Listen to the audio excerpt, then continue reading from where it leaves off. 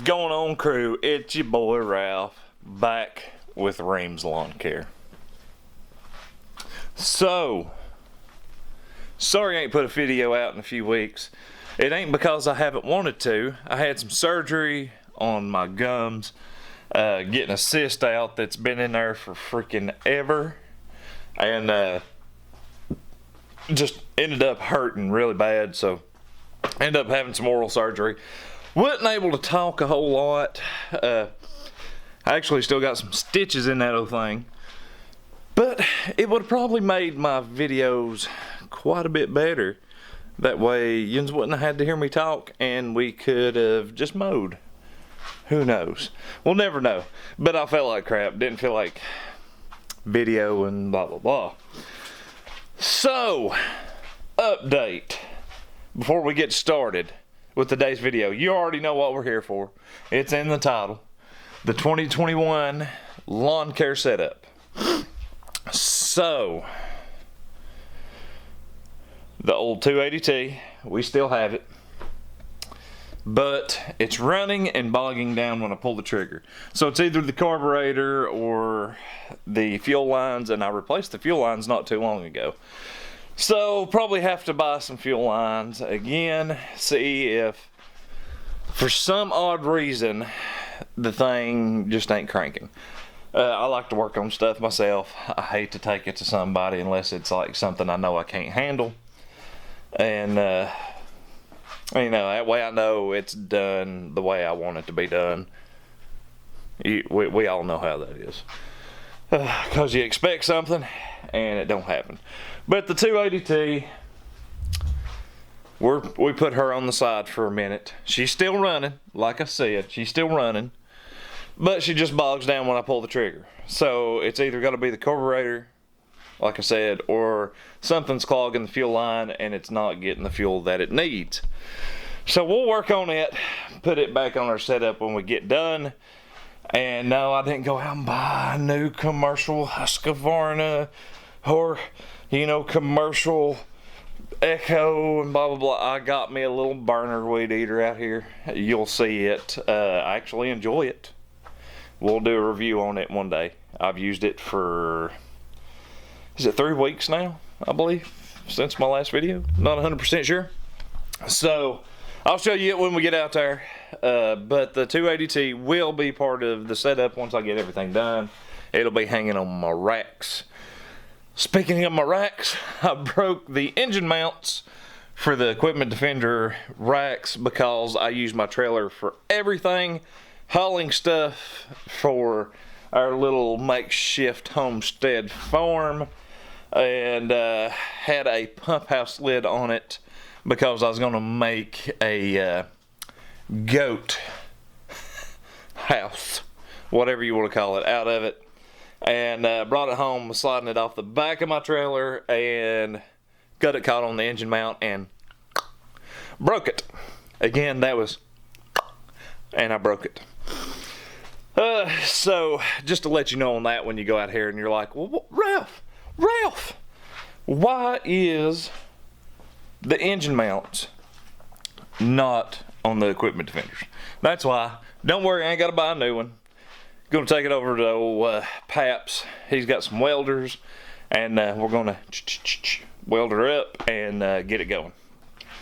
So, dump trailer, which I would include the dump trailer on my setup this year. Not everyday hauling, but on my setup. Got the axle fixed. Didn't bring y'all along for that. Like I said, mouth was hurting. I got my axle in. Put her in there. It was 4 bolts through the shackles. It already come with like everything attached to the axle, and there was no sense of just showing you me putting in 4 bolts and then getting mad because it was a 1/4 inch to 1/2 inch too big on each side, and my tires were hitting the bed of the trailer, and I had to lift my trailer up to take it over to my dad. So we're gonna cut little chunks out of the frame before everybody freaks out. The frame ain't doing nothing for that dump trailer. It's not a heavy duty dump trailer. I don't haul that much weight in it. Especially mulch is nothing. It's lightweight in that thing, so don't worry about it. Don't worry about it. We're going to notch out the frame, make the frame stronger than what it actually is. Because my dad's done stuff like that for years, he's going to help me out on it. Whether I take you along for that, I'll show you at least afterwards what we're going to do. But, yeah, I was looking at the dump trailer, noticing things that I never noticed before. It's tack welded around the outside, no welds on the inside with the frame. And, yeah. Yeah, you can tell back in the day they was just slapping them together and throwing them out. Because it's an old trailer.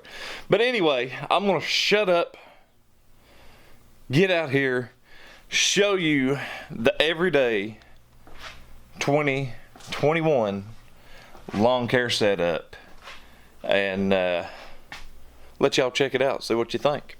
So we will meet you outside crew out here at the old truck. Let me pull you back in there. First things first, we got us a new add-on mower for this year, courtesy of the Leonard, the 52-inch vride 2 with the FX 730V 23.5 horsepower motor. Okay. I know it's not the new one. I know it ain't got 30 something horsepower, but I enjoy it, and it helps me, and it speeds up the process of me mowing. I promise you. But yeah, first add-on for this year. Gosh, she's a beauty too. I love this machine. Heavy duty, just real nice. And then of course we got the old swzt 52-inch scag walk behind, still doing good. Still got that old beautiful green guard for that thing. I actually need to put turn you around here right. I actually need to put the little flap piece there. I actually need to put the other ones on that they sent me, and actually need to buy another one for this scag vride, man, because went old school like that. Alright, we are still running the PB 810T, still working good. The only complaints I have with it is the straps are still good, but man, it gets weathered out in the sun. And of course everybody knows about this O2 bending like that. Don't hurt nothing. We also don't mind the old dirty trailer, by the way, and equipment. We also have the PB 2520 handheld blower, still working like a champ. And for the piece de resistance, the old throwaway mower, got her for 199 bucks, brand new. The FS 56, okay, hard shaft. I think it's not got the flex shaft in it, I don't believe. So don't jump me on that. I ain't looked at steel equipment in a long time. Cheapest good weed eater I could find, the 225, after having my 280T Echo, just didn't have the power that I wanted. I think with the old 56 there on the truck, I believe it was $235 tax and all, warranty, blah blah blah. But I do enjoy it. It's not no 280T either. It don't have the power of the 280T. It's somewhere between the 225 and the 280. Okay, it's not a FS96R. Okay, it don't have the power of that, I promise. Nowhere near the power of that, but it does get the job done. So I bought it quick because my local Echo dealers, all the you go to Ace Hardware around here. There's no Home Depot close to me except for like 45 minutes away, and they're $189, so you'd have about 220 and a 225. Okay, and then let's see, like I said, that one was 235, I believe is what it is. I don't have my ticket right off with me, so that was 225 or 235, I'm sorry. And the commercial Echoes that I looked at, the 2620Ts and all that, were 300 and above. So I opted to buy me a $200 commercial / residential. I'm gonna lean more towards residential that would last you a lifetime.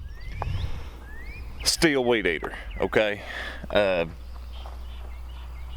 Like I've always said, use what you got and then upgrade to what you want later on. I had to get the steel. I should have said, you know, I'm gonna fix my 280. I love my 280. Don't want nothing to happen to my 280. If I fix it and sell it, we gonna get us another Echo. We're gonna get us a big Echo. We're gonna get us some of that good old Echo horsepower and use it, because I do like my Echo weed eaters. I can tell a big difference between the 56 and my Echo. Like I said, it was just a price difference. I didn't want to drive 45 minutes. I was actually out doing yards when the old Echo just wouldn't run right, and I was like, I'm just gonna stop here about this. But I'm not complaining about it. But when you put the head of the weed eater on the ground, it don't feel as comfortable as it does with the Echo for me. So again, let y'all see from all sides here. Got that vride 2 52-inch, the walk behind,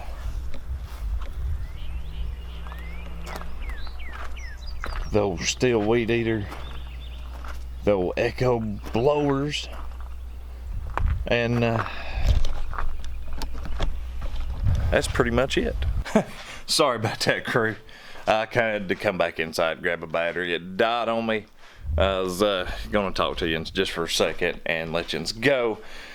Pretty much, in a nutshell, vride 2, swzt walk behind, the steel 56 weed eater, the big backpack blower from Echo, and the handheld Echo blower.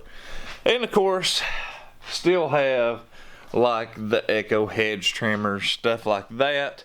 But this is what I'm gonna use every day. I don't use the hedge trimmers every day. I don't use my steel 250 MS chainsaw every single day. This is just what I use when I go out to mow. Why I need 2 weed eaters? Because I like them. The wifey comes, helps me out.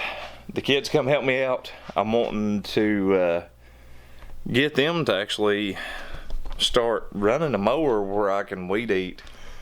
And they come out and weed eat for me and stuff. And the old vride speeds up the process of me mowing some of my more flatter, non-hill yards. And I know it handles hills just fine.